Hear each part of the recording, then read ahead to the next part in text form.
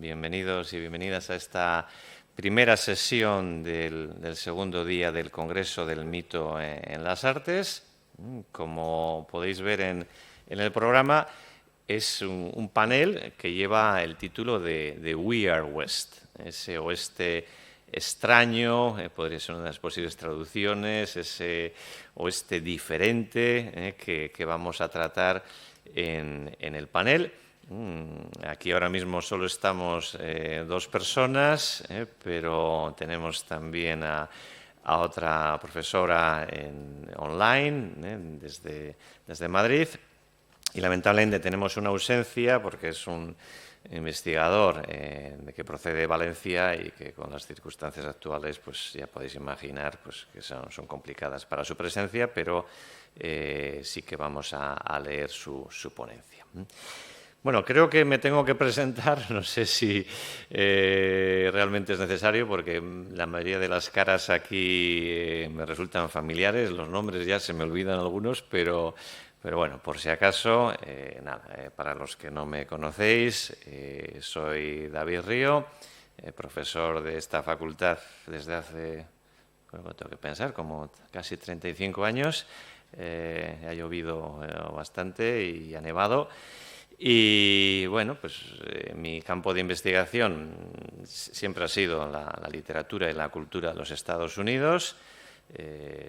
Llevo ya bastantes años encargado de la docencia de la literatura norteamericana y me centro fundamentalmente en varias líneas de investigación. La principal es la literatura del oeste y la cultura del oeste, con diferentes aportaciones, por ejemplo, a lo que puede ser las minorías, la literatura vasco-norteamericana en particular, también trabajando aspectos relacionados con la ecocrítica.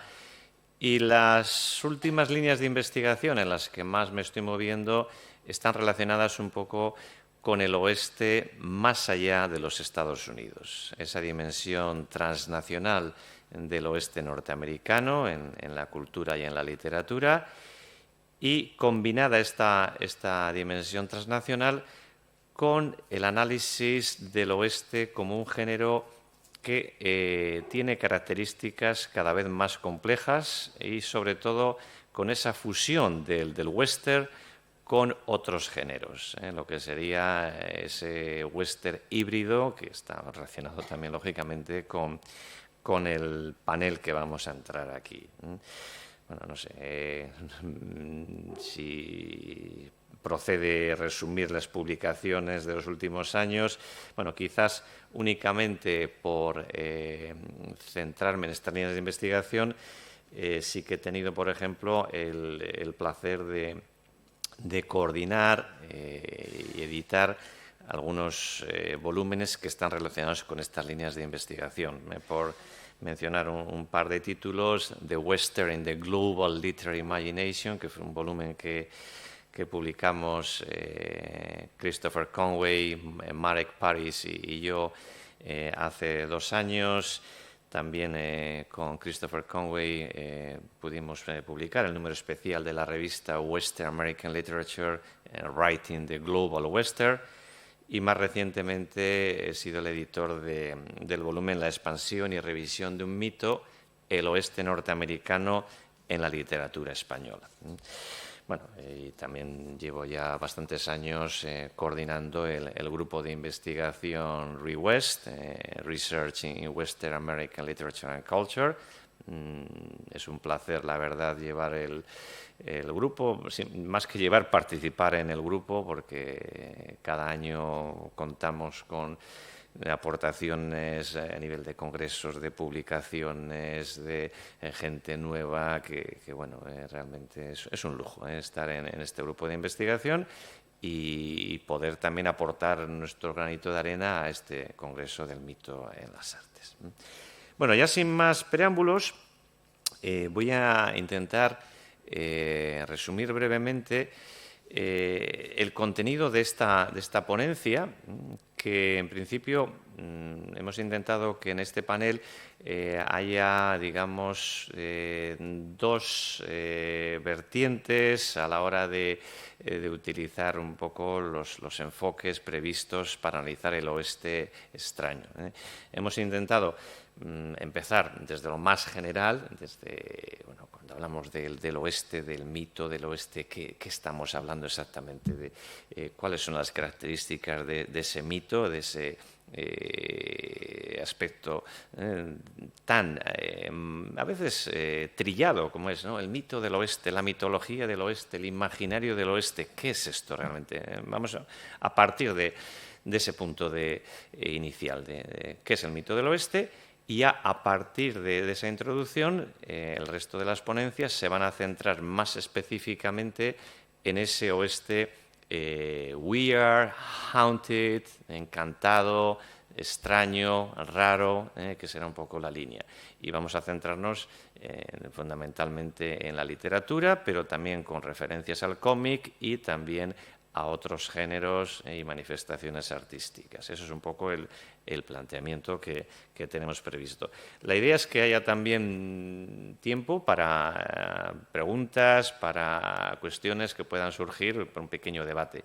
Vamos a dejar las preguntas para el final de la sesión, porque creo que es más lógico y puede favorecer este debate. Bueno, ahora sí que ya no me enrollo más con este tipo de preámbulos y sí que voy a empezar un poco por analizar qué es esta faceta del oeste, esta faceta mitológica del oeste, desde la expansión del mito, la revisión del mito y las nuevas versiones sobre él. A mí me gusta empezar, cuando hablo del mito del oeste, siempre con alguna cita y normalmente siempre suelo recurrir a scholars, estudiosos, investigadores norteamericanos, las grandes referencias, en Neil Campbell. Pero para esta ocasión, que tenemos esta visión también global y a la vez local y regional del mito, me ha parecido oportuno utilizar una cita de una escritora de aquí, de Gasteiz, de Katisa Aguirre. Katisa Aguirre tiene un capítulo que a mí me ha gustado mucho, que es La muerte de una nación, el anti-western de los odiosos 8 de Quentin Tarantino. Es un capítulo publicado en el Otro Oeste y es una cita, creo, muy apropiada, además también para el día de hoy en el que tenemos precisamente las elecciones en los Estados Unidos.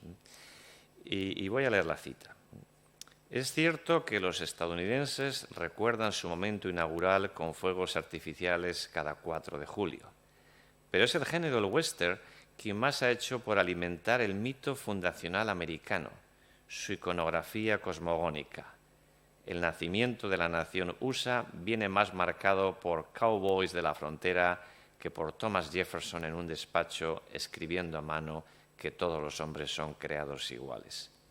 Katisa Aguirre destaca la importancia del western en el aspecto fundacional de los Estados Unidos, cómo el mito del oeste va a marcar la historia y la cultura de los Estados Unidos. Yo creo que este es un punto de partida clave.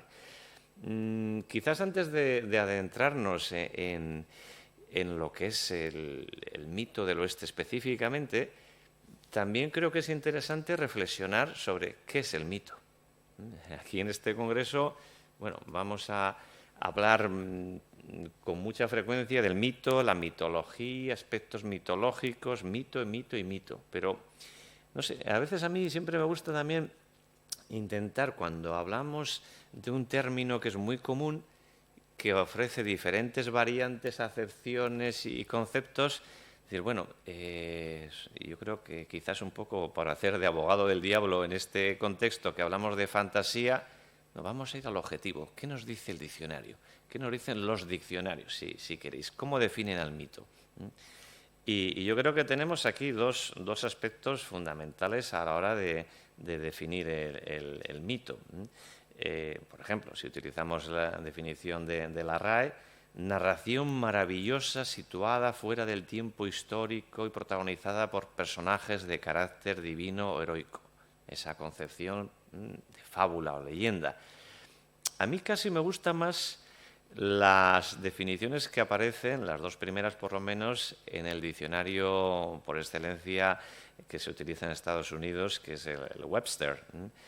Cuando hablamos del mito o myth como a usually traditional story of ostensibly historical events that serves to unfold part of the worldview of a people or explain a practice, belief or natural phenomenon. Esta historia tradicional parece que hay unos hechos históricos, pero sirve para explicar una práctica, una creencia o un fenómeno natural. Y la segunda acepción de myth también es, yo creo, muy importante. Popular, belief or tradition that has grown up around something or someone especially. One embodying the ideals and institutions of a society, segment of society. Y específicamente el Webster habla del myth of American individualism. Este concepto popular, esta idea de que es algo que representa también los ideales y las instituciones de una sociedad, un poco entroncando con la definición de Catisa Aguirre en la cita original. Luego ya creo que es interesante también, si utilizamos diccionarios como primer paso para aproximarnos al mito del oeste, es interesante recurrir a imágenes, porque a menudo el mito se transmite a través de imágenes. Y aquí dos imágenes claras que son muy conocidas, yo creo que aquí los que han sido alumnos míos las conocen. Una es el cuadro de John Gast, American Progress, ese progreso americano que representa, digamos, la clásica imagen de la conquista, si se quiere, entre comillas, del oeste en el 19, donde vemos cómo viene la diosa de la civilización trayendo la luz. Es muy importante fijarse ahí en ese cuadro, dónde está la luz y dónde está la oscuridad. Viene por el este, viene la luz, viene con el libro que representa la educación, con el cable del telégrafo que se ve ahí. Con esa diosa viene también el ferrocarril, creo que se puede ver ahí en la esquinita el ferrocarril, viene la diligencia, vienen los pioneros y en la otra parte del cuadro tenemos la oscuridad. Los personajes y elementos relacionados con la oscuridad, en huida, en estampida, los nativos, los bisontes, los animales salvajes. Esas dos ideas yo creo que son claves para ver ya, anticipar un poco los rasgos del mito. En el segundo cuadro tenemos un póster que se utilizó por parte del circo de Buffalo Bill para promocionar el oeste norteamericano fuera del oeste. Esto se va a llevar al este de los Estados Unidos, se va a llevar a Europa y ahí tenemos un poco pues, la popularidad del oeste más allá de las fronteras norteamericanas. Bueno, estos son, digamos, dos maneras de aproximarnos con el diccionario, con las imágenes, al mito, pero seguro que ya estaremos pensando, bueno, pero ¿qué es el mito? ¿Cuáles son los rasgos básicos de ese mito? He intentado resumirnos aquí de una manera, yo creo, muy superficial, pero básicamente el mito del oeste lo que nos habla es, o nos relaciona con el progreso americano. Hay una visión positiva de esa expansión hacia el oeste, que es fundamental para el crecimiento de los Estados Unidos, facilita oportunidades económicas, tierras, trae la democracia, el desarrollo individual, la libertad, la igualdad y la búsqueda de la felicidad. Recordar que la Declaración de Independencia de Estados Unidos no garantiza la felicidad, pero sí que te garantiza la posibilidad de buscarla. Si la encuentras o no, ya es tu problema. Ese es el aspecto clave en la Declaración de Independencia. Y, lógicamente, lo que hay es una glorificación colonialista. Se nos presenta la conquista del oeste como exitosa, unos pioneros que dominan unas tierras semidespobladas, comillas, por supuesto, doblegando una naturaleza a menudo hostil y a sus salvajes, más comillas, moradores y convirtiéndose en vehículo de civilización. Eso es lo que a menudo se ha asociado con el mito del oeste, lo que se ha transmitido en las versiones clásicas del western, y eso es lo que es una referencia a la hora de describir el mito. Pero ¿cuándo se origina ese mito? Que sería quizás la siguiente pregunta. Bueno, las primeras referencias ya las tenemos en la literatura colonial en inglés, desde John Smith, William Bradford, William Byrd, hay referencias aisladas y demás, pero ya empieza a hablarse de la importancia de la expansión hacia el oeste. Aquí he incluido, por ejemplo, una cita de una carta de John Murray, que era el gobernador de Virginia, a Lord Dartmouth, ya en el siglo XVIII, hablando de la importancia que tenía para los nuevos colonos expandirse hacia el oeste. A mí me encanta la segunda parte de la cita. If they attain paradise, they would move on if they heard of a better place farther west. Incluso si llegan al paraíso, si saben que hay un mejor lugar más allá hacia el oeste, están dispuestos a ir hacia el oeste. Esto es algo que también aparece después en diarios de exploradores a principios del XIX, pero digamos que la popularidad, la expansión del mito va a tener lugar sobre todo a lo largo de la segunda mitad del XIX, ya también algún ejemplo previo, y los vehículos para esta expansión son múltiples, desde las novelas más populares, ahí tienes un ejemplo, las dime novels, estas novelas de 10 centavos, tenéis ahí Maleska, por ejemplo, la literatura, digamos, no tan popular, pero reconocida, un poco más canónica, como podría ser El último mohicano, que en 1826 es un pre-western en ese sentido, porque no está ambientada en el espacio físico del oeste, pero sí que recoge esa expansión hacia el oeste que se produce en los Estados Unidos. El arte fundamental, ahí os he puesto un ejemplo, una pintura, la escultura, Frederick Remington. Más ejemplos, el periodismo, Horace Greeley con su famoso eslogan Go West, young man, animando a ir hacia el oeste. Los políticos, el presidente Theodore Roosevelt con su obra The Winning of the West. Y esto quizás es lo más curioso, los historiadores van a fomentar el mito. Quizás es una contradicción primaria, pero hay un historiador, Frederick Jackson Turner, que se va a convertir en la gran referencia, que en un congreso va a presentar una ponencia de Frontier Thesis, y esa ponencia se va a convertir un poco en la explicación oficial del mito del oeste. Es una ponencia en la cual Turner lo que hace es decir, bueno, ya se ha cerrado la frontera. A finales del XIX se ha completado la expansión hacia el oeste y es el final de la frontera. Y él va a hablar de la frontera como la línea que separa la civilización del salvajismo. Y va a presentar una visión positiva de la expansión hacia el oeste, esos rasgos del mito que hemos presentado antes. Y durante mucho tiempo, hasta los años 60 del siglo XX, va a ser la doctrina oficial, la doctrina de la frontera de Frederick Jackson Turner. Luego también, lógicamente, el circo de Buffalo Bill, desde finales del XIX, principios del XX, con actuaciones en el este de los Estados Unidos y también en Europa.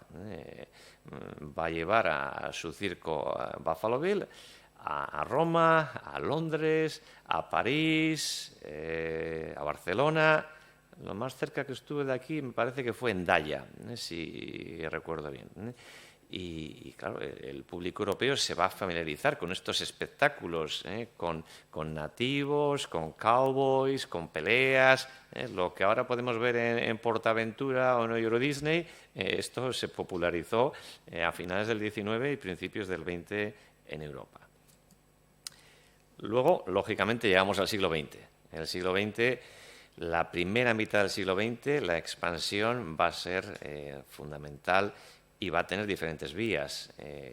Por ejemplo, tenemos la radio, Roy Rogers, Jane Autry, el cómic, ahí tenéis Lone Rangers, Llanero Solitario, pero Hollywood va a ser quizás la fuente fundamental para esta expansión, con los westerns clásicos. Ahí os he puesto dos solo, John Ford con Centauros del Desierto, Howard Hawks con Río Bravo. Ese western que, digamos, se convierte en una referencia fundamental para la expansión del mito.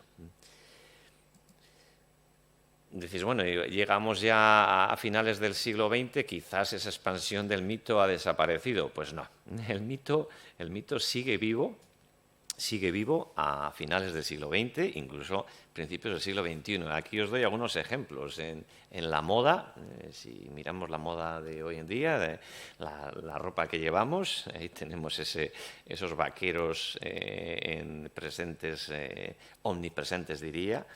En la publicidad, ahí tenéis el famoso anuncio de Marlboro. En los juguetes, el fuerte Comanche, que todavía se sigue vendiendo. En la televisión, lógicamente, Bonanza. La música, Garth Brooks, la música country. Los políticos también van a utilizar el mito del oeste.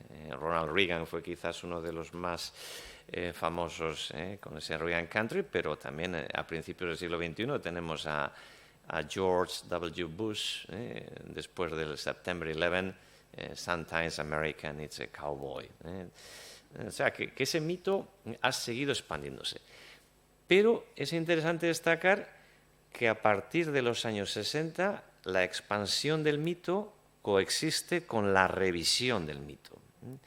Y vamos a ver ya algunos ejemplos. Primero, en la historia. Tenemos la New Western History, finales de los años 60, años 70, 80, va a prestar atención al verdadero oeste, a una versión realista del oeste.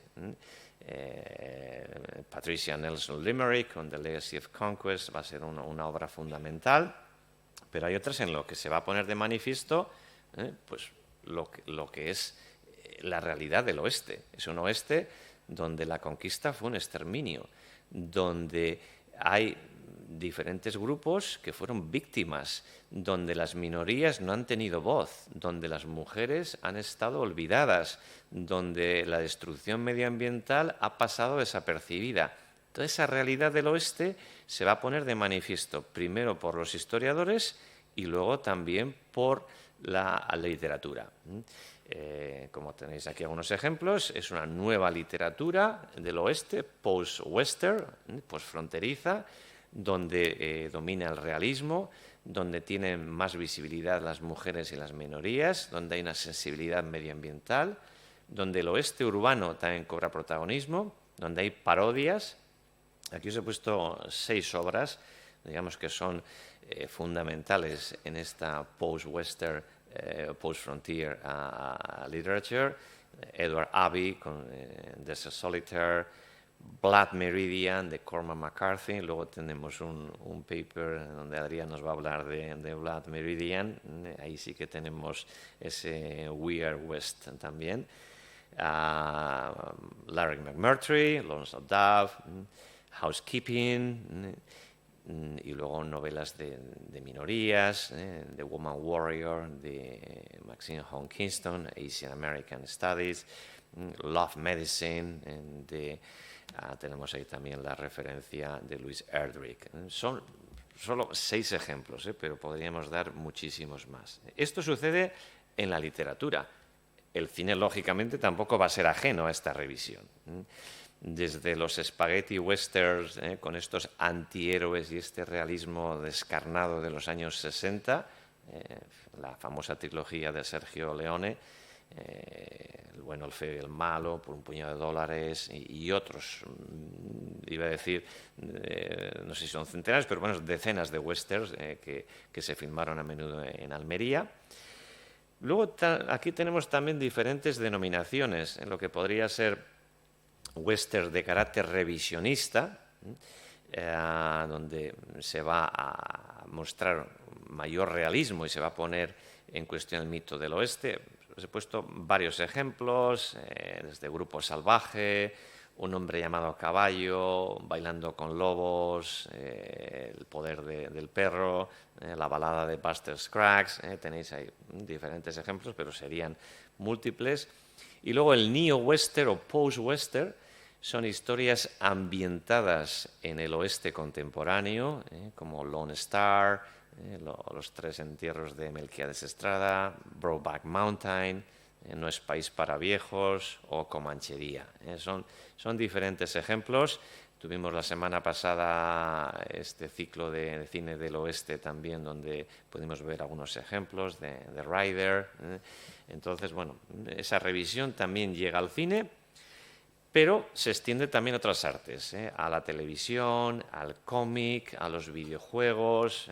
Os he puesto algunos ejemplos ahí desde Yellowstone, Deadwood, Westworld, cómics tenemos también diferentes referencias, Battle, los videojuegos, Red Dead Redemption. Entonces, no es un fenómeno aislado, no es solo algo literario o cinematográfico, sino que tenemos una revisión del mito y estas nuevas versiones en toda regla. A menudo lo que encontramos en estas nuevas versiones es la fusión de géneros y una dimensión transnacional. Se va a recrear el western, va a adquirir condiciones o características de transgénero, se va a convertir en algo volátil, un western sin fronteras. Aquí os pongo un par de ejemplos, por ejemplo, una novela de Abasolo, José Abasolo, donde se mezcla crime fiction, novela negra y novela del oeste, el libro de poesía de Lucio Romero, donde hay referencias al cine y a la literatura que se intercalan en el mismo. Y, lógicamente, y es un poco el elemento central de este panel, vemos la especial pujanza del weird western, que está presente ya en la literatura pulp y en el cómic desde principios del XX, pero que incluso en la literatura se remonta al siglo XIX, con una obra que se considera como pionera del género, Steam Men of the Prairies. De todas maneras, el protagonismo del weird western va a ser principalmente durante las últimas décadas del siglo XX y primeras del XXI. Insisto, hay ejemplos anteriores, y Andoni nos va a hablar de alguno de ellos después, pero quizás ahora tenemos una mayor visibilidad en esta recreación del western, en este mestizaje que podemos ver. Por introducir un poco el tema del weird western, voy a recurrir un poco a la principal referencia, que sería de Encyclopedia of Weird West, de Paul Green. ¿Qué es el weird western? Él habla del prototipo de weird western, donde tenemos una historia del oeste, que además de ser una historia western, tiene elementos sobrenaturales procedentes del mundo de la fantasía y del horror. Eso sería la definición más básica, más simple del género. Pero él también habla de que existen variedades impuras, si se quiere, o subgéneros del weird western. Y menciona 5. Weird Minnesota Westerns, donde tenemos una historia con elementos sobrenaturales, pero hay una explicación racional. Si conocéis la famosa serie de televisión Scooby-Doo, la mayoría de esas historias, aunque luego hubo cambios en las versiones cinematográficas de los años 80, se llamaban, pues eso, historias que parecía que había un elemento de misterio sobrenatural, pero luego había una explicación racional al final, el Scooby-Doo western. Luego tenemos science fiction westerns, donde podemos ver viajes en el tiempo, extraterrestres, escenarios post-apocalípticos, elementos cyberpunk también. El space western, esos cowboys con pistola láser, por ejemplo. El steampunk western, ambientado en el Old West, pero los personajes también pueden ser desplazados a otros escenarios, a otras épocas, a la Inglaterra victoriana, con elementos distópicos. Y luego el último subgénero sería este romance, Weird Western Romance, historias románticas con un héroe masculino, muy masculino, pero que también tiene rasgos sobrenaturales. Esto es un poco las nuevas versiones de este mito.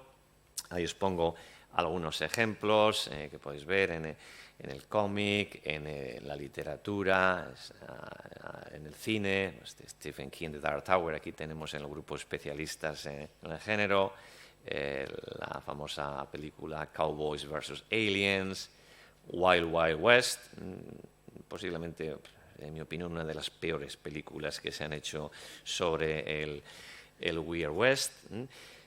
Pero bueno, la idea es esa, que tenemos diferentes versiones que no se reducen al ámbito norteamericano, hay una dimensión internacional. Por ejemplo, si nos centramos en autores españoles, tendríamos a Juan Gallardo Muñoz como una de las principales referencias. Luego Andoni nos va a hablar un poco de los orígenes del Weird West en España, pero quizás Juan Gallardo Muñoz en los años 80-90, con diferentes seudónimos, Curtis Garland, Donald Curtis, se convirtió en una referencia fundamental. Fijaros un poco en las portadas, ese Drácula en el oeste, Extraño Oeste, de Juan Vico y otros autores, Praderas Malditas, de Luis Emilio Hernández Aue. O sea, es un género que sigue vivo, el Weird West, más allá de los Estados Unidos, y que tiene una pujanza, yo creo, actual, importante, y que ha conseguido también ya que la academia, que el mundo académico empiece a interesarse por él, que habitualmente era, bueno, esto es para 4 personas que les puede gustar el género, que a menudo tiene esa dimensión friki, que si te gusta el western ya eres un poco friki, y si encima te gusta el western combinado con la fantasía, pues más friki todavía. Esto ya ha desaparecido, afortunadamente, y cada vez hay más estudios serios, tanto en Estados Unidos como en Europa, sobre el género. No me quiero extender, simplemente dejo plasmadas esas 3 conclusiones: que el mito del oeste sigue manteniendo esa dimensión transnacional en el ámbito literario y cultural, o sea, sigue siendo un elemento atractivo más allá de fronteras geográficas y temporales. Eso no quiere decir que no hay una revisión, hay una creciente revisión o deconstrucción del mito, con un mayor protagonismo para el revisionismo histórico, para las mujeres, para las minorías, para las cuestiones medioambientales y la dimensión urbana del oeste. Y finalmente, yo creo que es un poco el elemento fundamental de este panel, que el western pervive, pero a menudo fusionándose con otros géneros, y ese carácter híbrido cada vez está más acentuado. Con esto ya voy a cerrar la intervención, y luego ya sí que me gustaría que hubiese después comentarios y dudas o sugerencias al final. Bueno, pues esto ha sido todo. Thank you so much. Mi esker.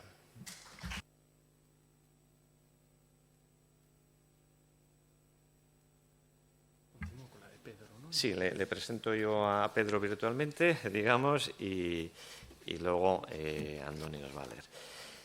Bien, entonces correspondería intervenir ahora a nuestro segundo participante en este panel, que es Pedro Porcel. Como he comentado ya anteriormente, pues debido a las difíciles circunstancias que atraviesa ahora Valencia, pues no puede estar aquí, y también tiene problemas para estar presente online. Pero permitidme que os lo presente. Pedro Porcel es historiador especializado en la cultura de masas del siglo XX.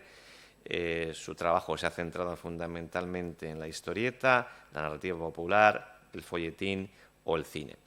Entre sus libros se cuentan Historia del TVO valenciano, Carpa, Clásicos en jauja, Tragados por el abismo, Superhombres ibéricos, Cine de terror 1930-39 y Viñetas infernales, 100 años de cómic de terror.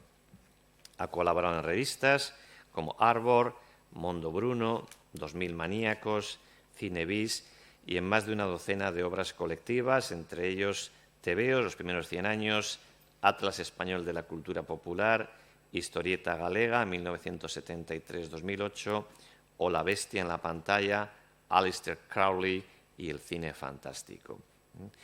Y hoy el título de su ponencia es Pulpos, aztecas y Coles, el Weird Western en el cómic clásico español, y Andoni Cosío, nuestro compañero de panel y investigador de RIWEST, va a proceder a la lectura del mismo.